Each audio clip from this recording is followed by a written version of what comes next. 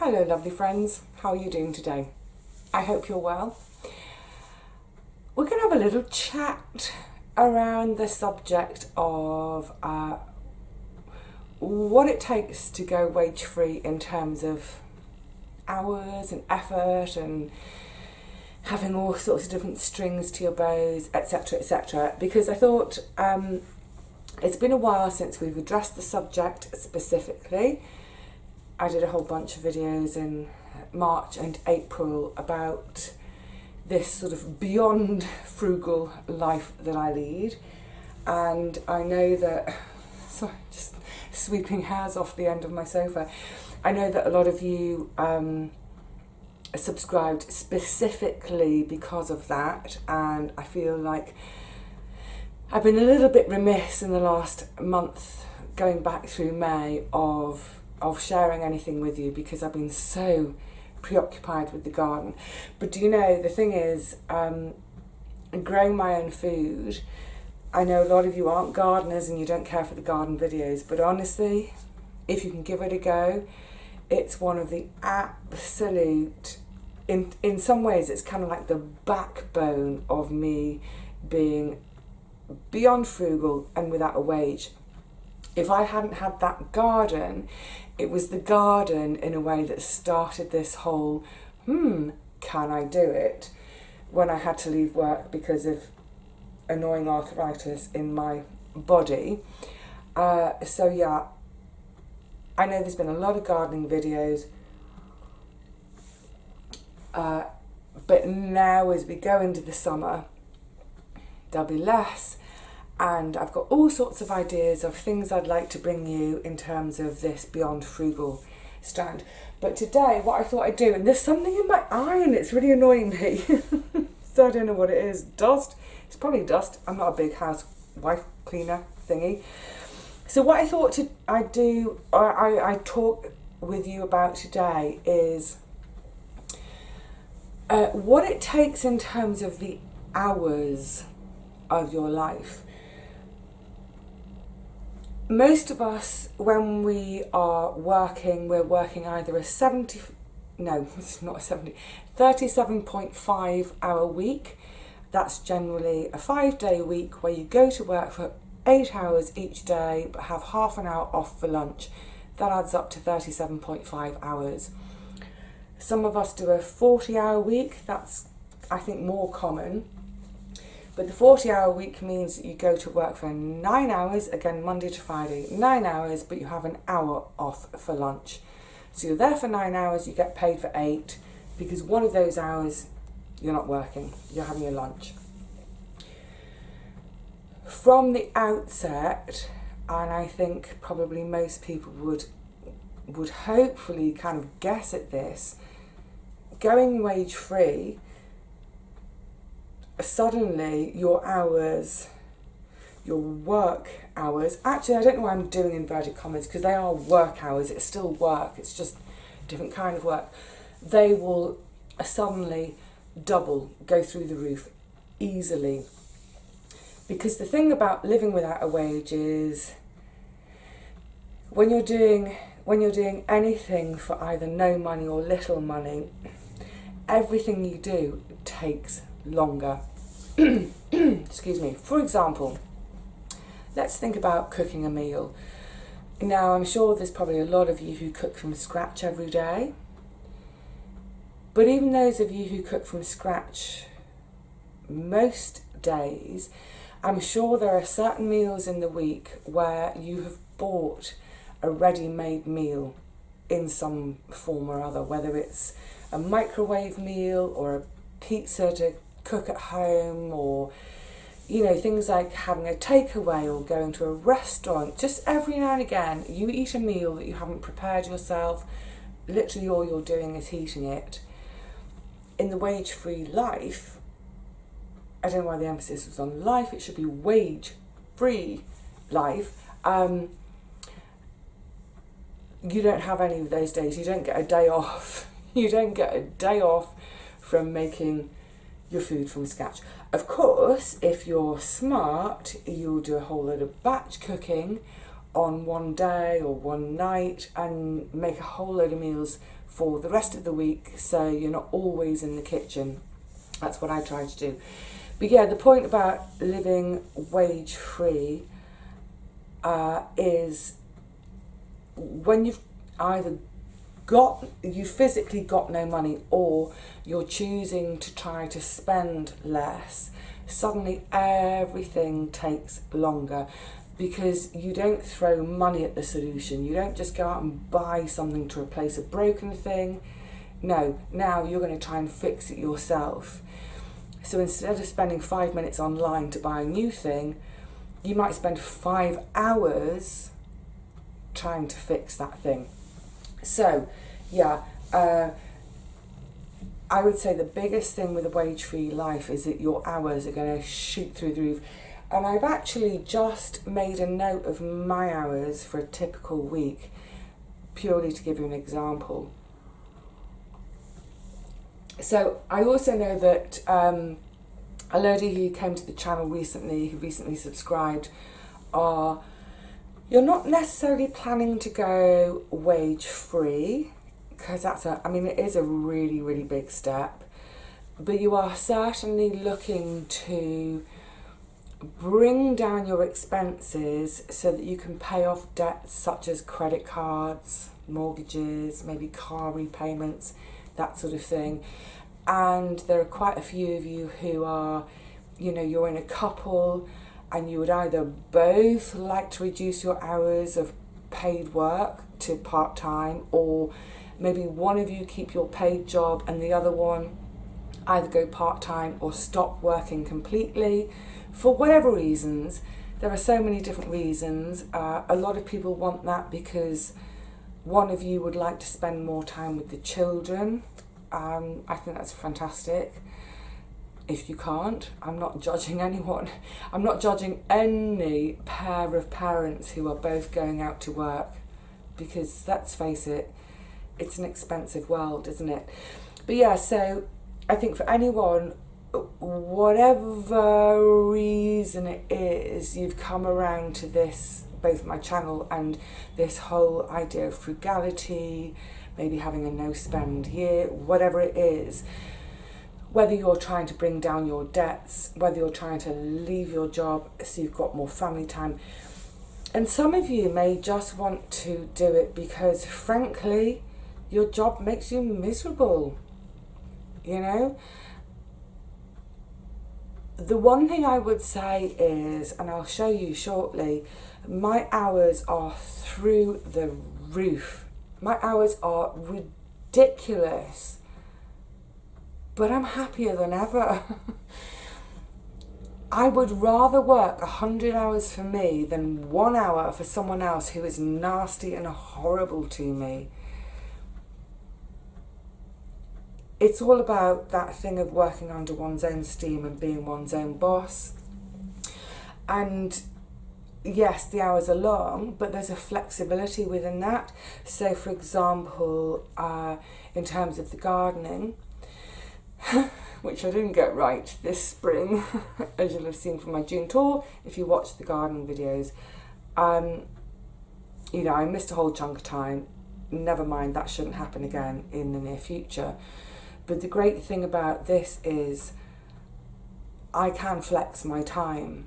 So, for example, if there's rain predicted for 5 days, but we have a dry Tuesday and Wednesday, I do appreciate that I can get out there on the Tuesday and Wednesday and simply do my Tuesday and Wednesday work on Saturday and Sunday. I just want to say one thing though, this is one of my bugbears. I do get comments from time to time from people, and I guess I haven't made it clear, so it's my own fault.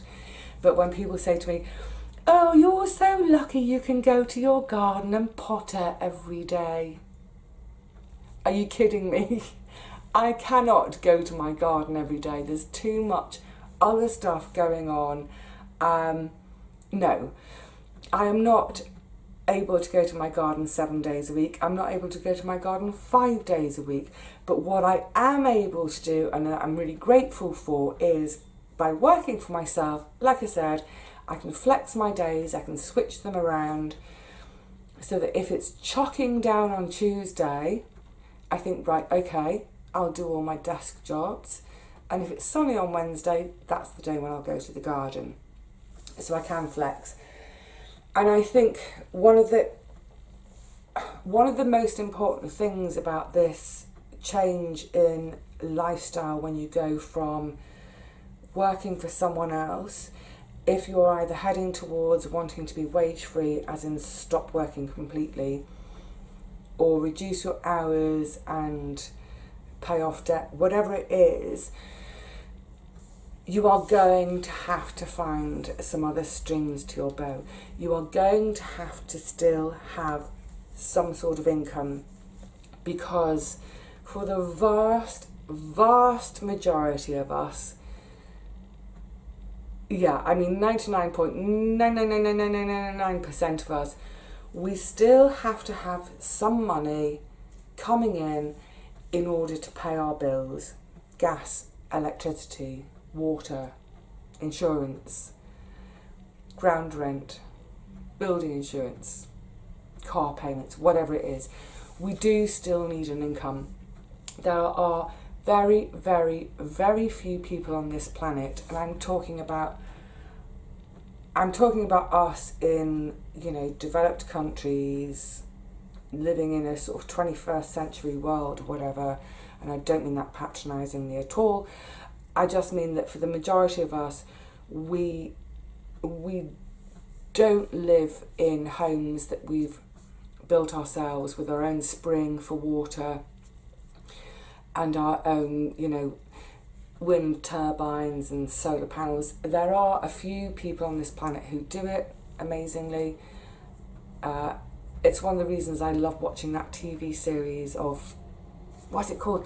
It's Ben Fogle. It's New Lives in the Wild. But even most of the people he shows, they still need some bits of income, whether it's through trade, whatever it is. There's always going to be, for the majority of us, something that we need to buy because we can't produce it ourselves. So, I've developed many different strings to my bow. I think most of the skills for those strings I had already. It was just a case of fine-tuning them. So, for example, making videos. I've always been comfortable in front of a camera, years and years and years as an actor, happy to do that. Not so comfortable with technology, that has come over time. But yeah, that made sense for me. I'm perfectly happy to talk in front of a camera. Yay, YouTube. I've always enjoyed sewing. Yeah, do some sewing. That makes sense. I had all those years as a book dealer, so buying stuff, recognising that this is a lovely thing and selling on for more money. So the shop aspect, that was always going to come, wasn't it?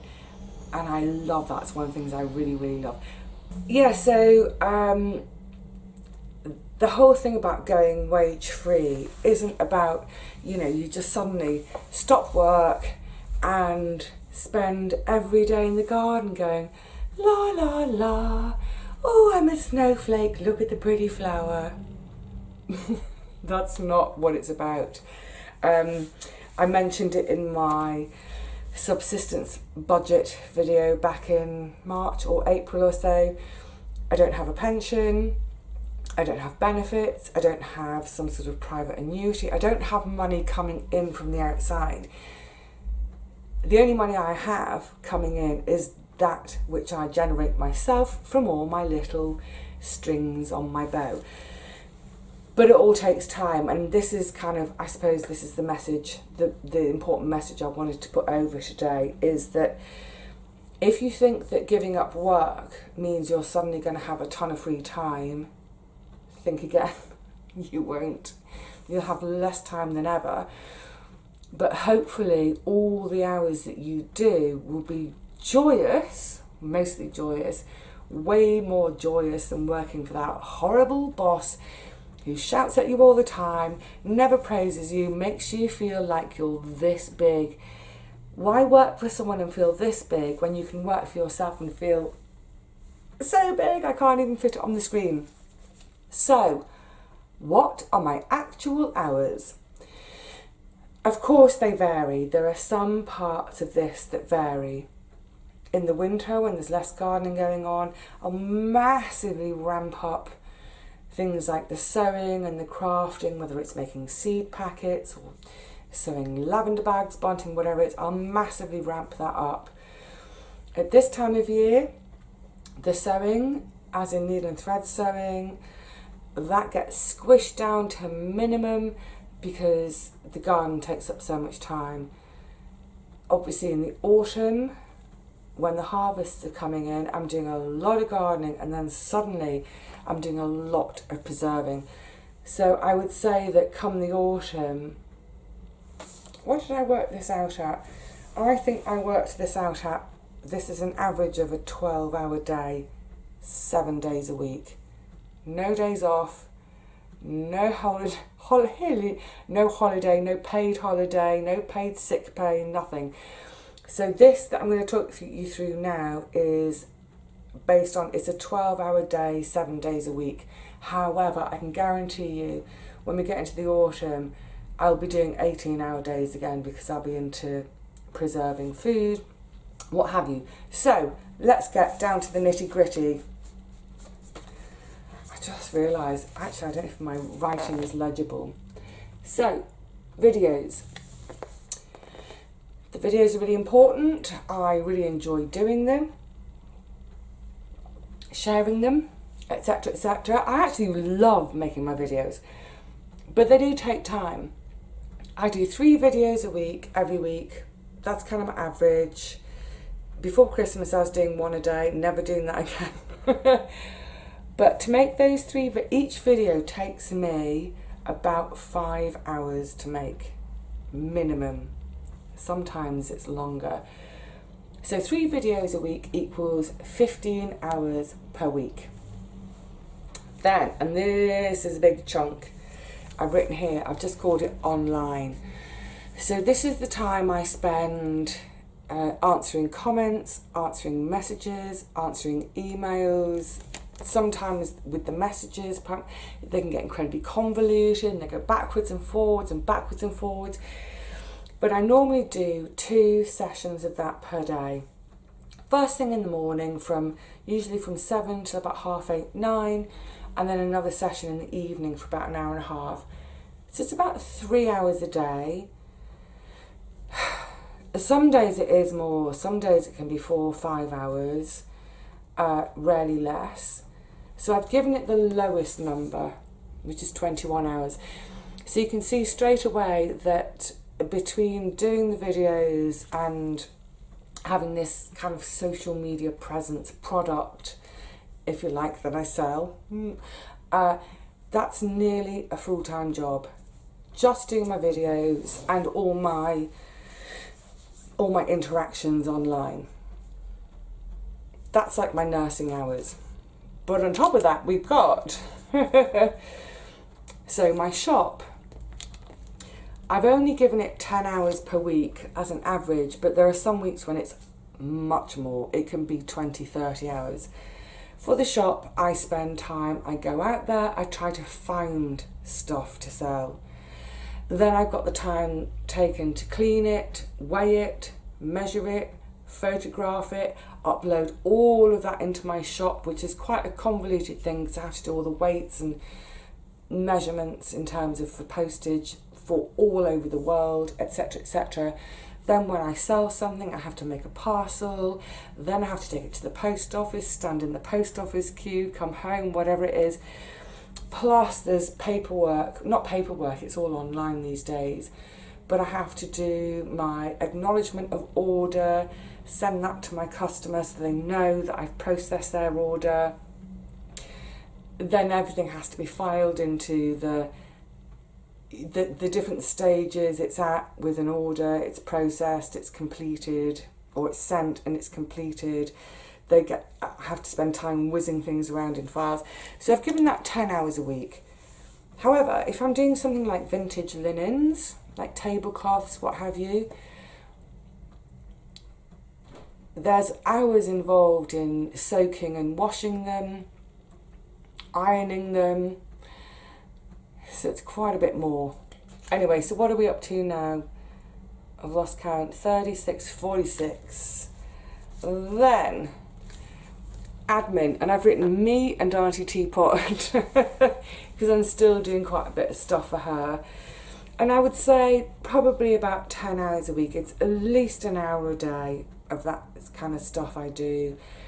There are some days when I can be on phone calls. I mean, literally 5 hours in one day doing stuff, and then throughout the rest of the week. So I think 10 hours is also a bit stingy. Never mind, let's just keep them all well, I'm keeping all these numbers low. Now the garden, because of course, even though some of the videos come from the garden and I'm doing the gardening whilst I'm videoing, there's a lot more I do in the garden without the camera rolling, or even on days when I'm filming. If you see half an hour of footage, there's another 4 or 5 hours of me in the garden. So at this time of year, I'm saying 4 visits to the garden per week at 5 hours each. Obviously not all that time I'm working, I have to sit. But actually, the garden police have come to get me. Sometimes it's more like 3 visits, but they might be 8 hours. You know, at the weekend I was down there for 8 hours. I was going so slowly. So I've done it as an average. So I'm saying at this time of year, that's about 20 hours a week being a farmer, because that's what I am. I'm a farmer for one. Autumn, harvesting, processing. I've said 30 hours. Actually, it's way more, because I can spend an extra 5-10 hours in the garden each week picking, but then I've got to get it all home, and then the hours and hours and hours spent podding, blanching, freezing, roasting, blitzing, making into sauce, getting it frozen. I do 5 hours of volunteering each week, and then I've just kind of put here sewing, preserving, because I chuck more of that in whenever I can. But as a basically what I'm saying is, as a bare minimum every week, it's 81 hours. Are you prepared for that? Not as in, are you prepared to hear that from me? But are you prepared for that yourself? 81 hours, spread over 7 days. 7 into 81 goes 1, remainder 1, that's another 1.5. So that's about 11.5 hours a day. 7 days a week, 52 weeks a year to think them. It's a lot. It is a chunk. But as I said right at the beginning, I love it. None of this is me complaining or doing a pity party. Heck no. This is just me being honest and letting you know what you might expect for yourself. Yeah, going wage free, jacking in your job doesn't mean being a fairy in the garden 7 days a week. Not by any means. The other thing to bear in mind, like I was mentioning at the top of the video, is, you know, cooking from scratch. So you do an 11.5, 12-hour day of the work stuff. Then you've got to eat, stand up in the kitchen, cooking. And really simple things like, you know, I've got a pile of a pile of clothing repairs to do. That's what I'm trying to say. Yeah, you know, like, I'm always doing it. I always pop the side seams on my knickers, not because I'm that fat, just because when I hoik my knickers up after I've been to the loo, I always put my thumbs through the side seams. So I've got side seams to sew up. I've got a shirt which I snagged on a bramble the other day, so I need to put some stitches in the elbow. It's that thing I was saying earlier, that you know, a lot of people would go, oh, chuck it in the bin, just buy some new stuff. Go online, 5-minute job, online, ordered, boom, you're done. When you're wage free, when your income is really, really limited, you can't just chuck stuff away. You have to repair it. You have to keep it going a bit longer. This whole sink fiasco, which no, I haven't fixed yet, I haven't had time. Suddenly you can be spending a couple of hours of your day just on food preparation and keeping your clothes together. So you know, when you walk down the street, you're not flashing your bum because there's a massive rip in your kecks. Kecks? That was really northern. I just went proper northern then, ripping your kecks. So yes, it is a great life. It's completely on my terms and in my control, and ethically I can be way more judicious running my life this way than I ever could before. So that is really important to me. Give it a go by all means, but just please, please, please bear in mind that it's not all about, oh, I'm going to arrange a vase of flowers because I don't work anymore. La la la la. If you've got hobbies right now, yeah, forget them because you won't have time. You will not have time for your hobbies anymore. The other day when Richard and Paul were over, I was showing Richard my English paper piecing patchwork, which is sat in the cupboard for 2 years untouched.